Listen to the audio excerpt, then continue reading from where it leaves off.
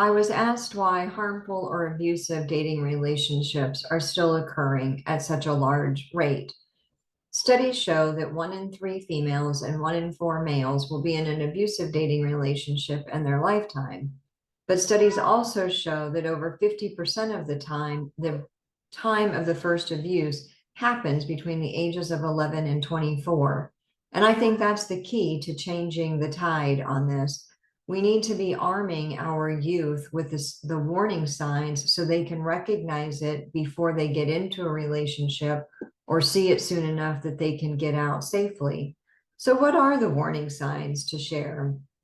Well, they're tricky to recognize, but take a minute and listen. I hope you will.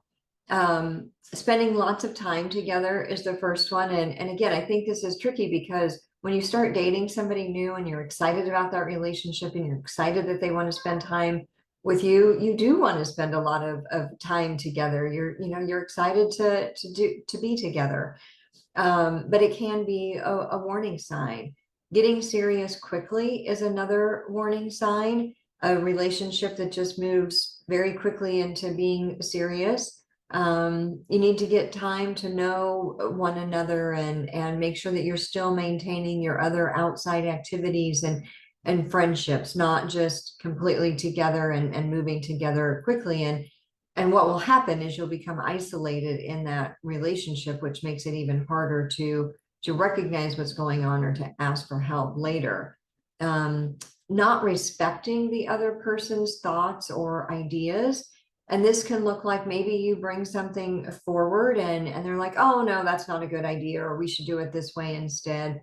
Or maybe they dismiss your feelings or your values on something. And it could be, again, sharing how maybe something that they said made you feel some way and you want to talk with them about it. They're like, oh, no, I would never do that. I would never try to hurt you that way. Or, what your values are. And they dismiss them or they try to pull you away from those values. It can be putting you down.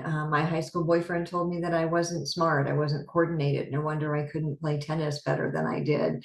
It can be comments like that. And then when you say that hurt your feelings, then it's, oh, I was just joking. I didn't mean something like that.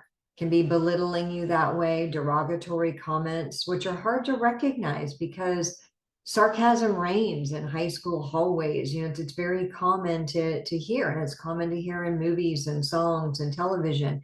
And so when we hear it in a relationship, it doesn't feel good, but we don't necessarily recognize it as something that's not right.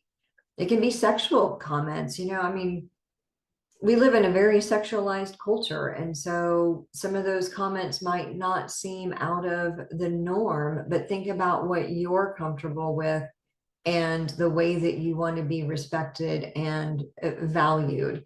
And just being liked for sex is not a value.